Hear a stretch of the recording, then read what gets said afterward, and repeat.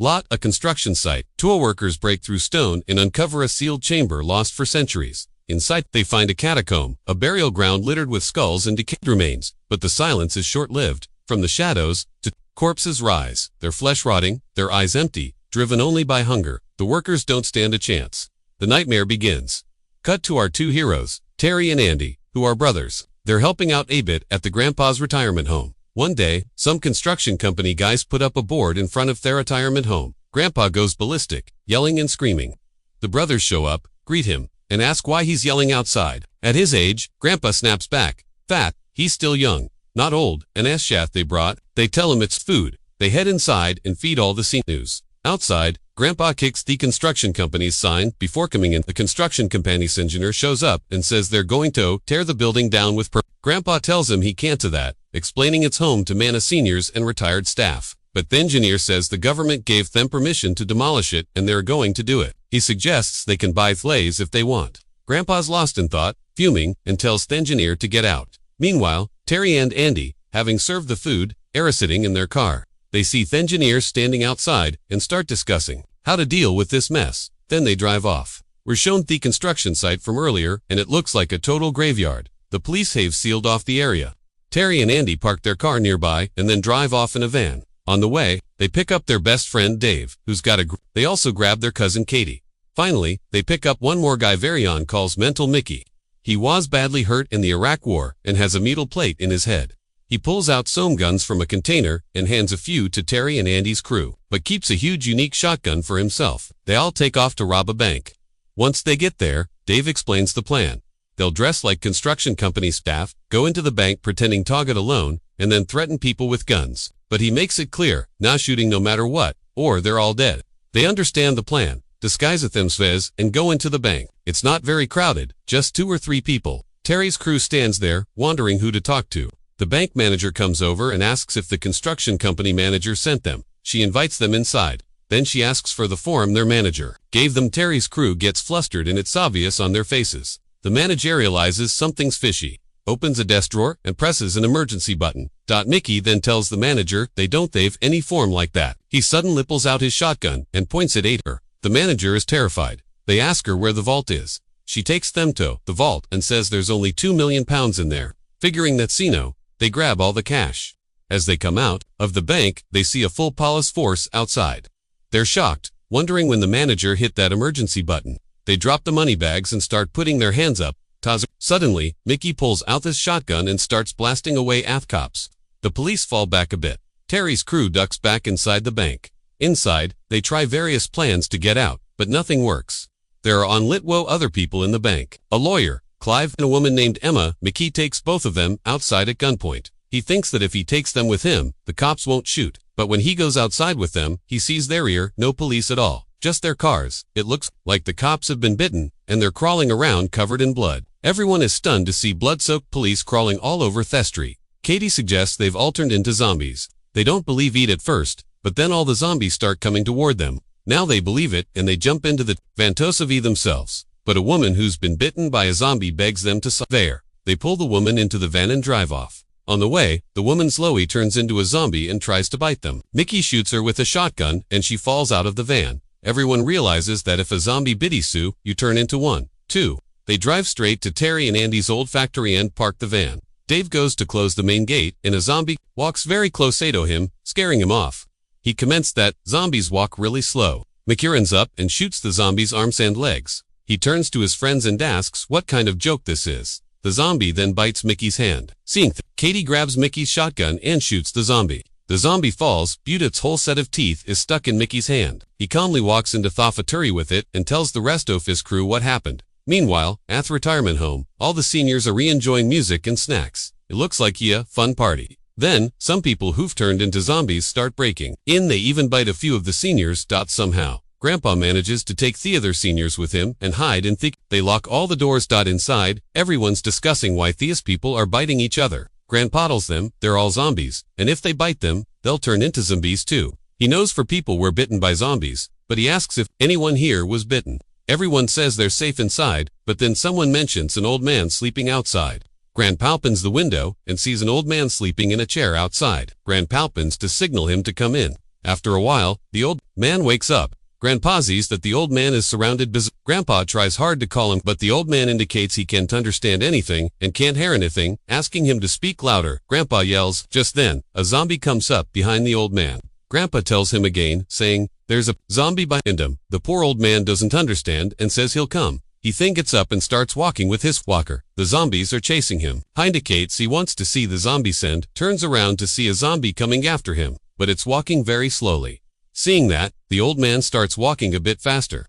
Grandpa's only thought is that they have to save this old man somehow. He goes into the kitchen, heddles an old man in a wheelchair to get up, and tells everyone to grab anything they can. He says there are a lot of zombies outside and they could reach their door any minute. He tells them they all have to fight together to save their friend. All the seniors agree and grabs something to attack the zombies with. Then Grandpa opens the door, riding in the wheelchair. He plows through the zombies coming at them. He keeps going until he reaches their old friend and tells him to get in. Once he's in, Grandpa starts staking him inside. The old man picks up his walker and uses it to injure the perching zombies. That's how Grandpa and his team save the old man, and they all go into the kitchen. Then they lock all the doors and windows, making sure they are safe. Back at Terry's factory, he's discussing with his crew how to get rid of the police in their robbery case.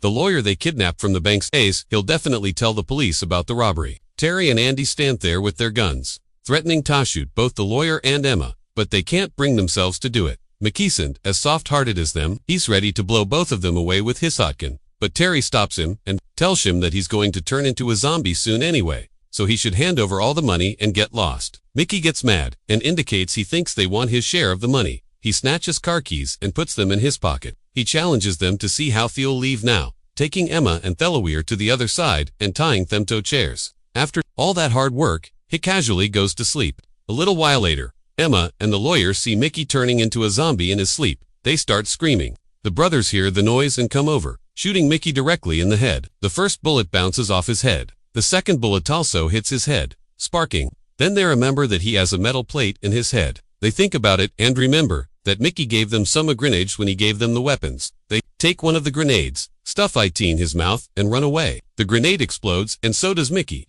Just then, the lawyer picks up Mickey's shotgun and threatens Terry's crew at gunpoint, saying he'll hand them all over to the police. Seeing his crazy behavior, they tell him that everyone's messed up. He's acting insane. At that moment, 3 or 4 zombies come in and start biting the lawyer's hand. In the chaos, the lawyer accidentally pulls the trigger and the bullet rips through their best friend Dave's chest. Every owner rushes to him and he dies right in front of their eyes, struggling. They discuss what to do next. They decide to give Ma a gun. Now everyone has a gun, but they are low on bullets. Their shotgun is also stuck with the zombies. Thinking they can't stay here much longer, they all go outside and move the money from the van into one of their cars. Then they realize the car keys aren't there. What now? They remember Mickey took the keys. Terry runs back inside and somehow finds Mickey's corpse. He pulls the car keys out of Mickey's pant pocket, but by the time he brings the keys, Katy has already hotwired the car. The car starts. She proves she's a capable thief. Then they're driving around in car street after street. Emma says wants to see her sister. They go to her sister's house. They find out her sister has also turned into a zombie. Emma's eyes fill with tears. Anja begs her friends not to shoot her. She then gets back in the car. With the others in the car, Andy says it seems like everyone at the retirement home has probably turned into zombies, too. Hessie's there's no point in going there now and that they robbed the bank for nothing. Terry tells him they should be. Emma also cheers him up, saying that since they came all this way for her sister, she definitely stand by them. They discuss that they'll definitely go there, but they don't have any guns. How will they fight Zombie Star? Then they go to the place where Mickey got the weapons from inside a container. When they look inside the container, it looks like a gun factory with Ruiz. They figure Mickey must have stolen all those guns, in the army, which is why he got discharged. Even so, they grab bags full of guns and put them in their car.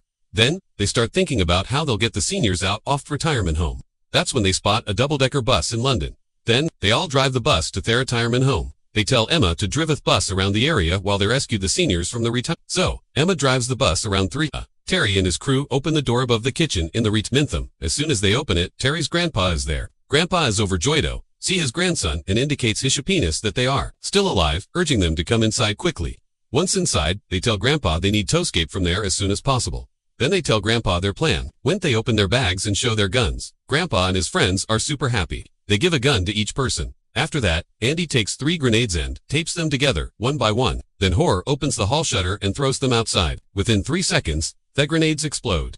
In that same spot, almost half of the retirement home is turned to dust.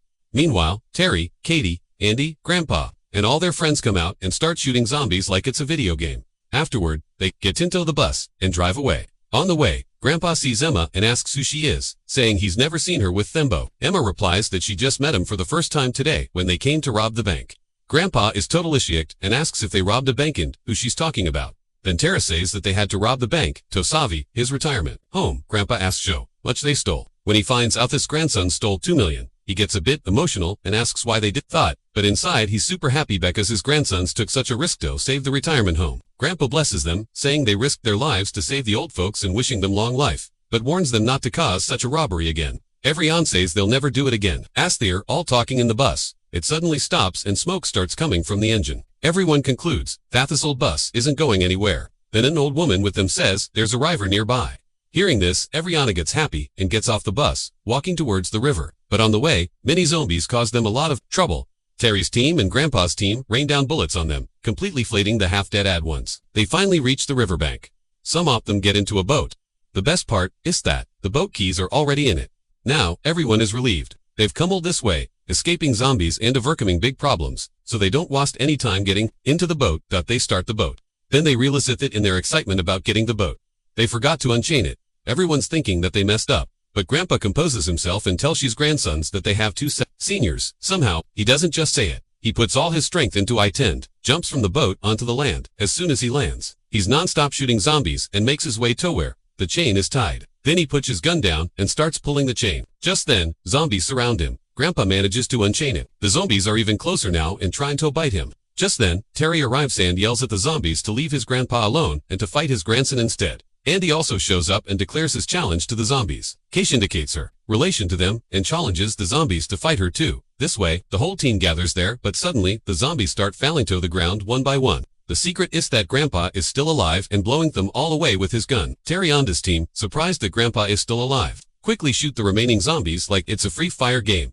Then they all jump back into the boat, as they're all escaping in the boat. Grandpa comments on having been Khalid'd, asking if they saw his jump and asserting that he's still young. Saying thought Grandpa picks up his gun and ASA's boat moves, shoots the head off a zombie standing on the ground. And thoughts where the movie ends. Give it a like, subscribe to the channel. See we in the next video.